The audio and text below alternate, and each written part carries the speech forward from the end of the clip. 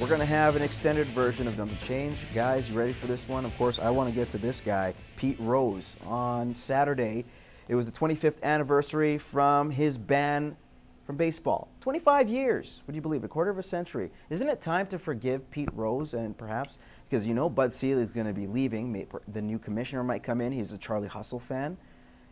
Is there a time, or should there be a time when we have to say, you know what, we forgive you, Pete Rose, get you reinstated, get you in the Hall? It's not happening. It's not happening. It hasn't happened in 25 years. I don't see any. Should it happen?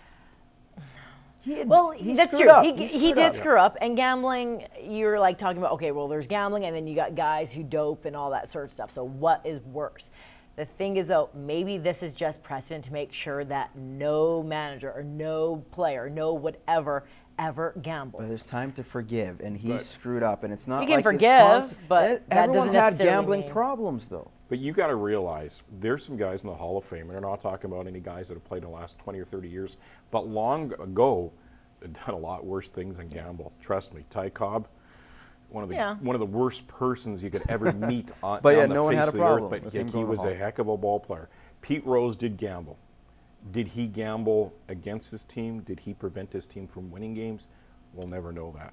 And the thing is that irks me about Major League Baseball, they brought Pete Rose back for a MasterCard celebration at one of their games. Yeah. They wanted Pete back for that because a sponsor wanted him. It was money to Major League Baseball. Next time they had an all-star selection of guys at a World Series game, they would not allow Pete back for that. Why?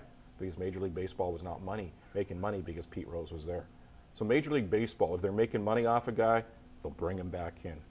They're not going to make any money off Pete going to the Hall of Fame, so they're not going to do it. They're just going to use him as precedent, I think, or just as an example.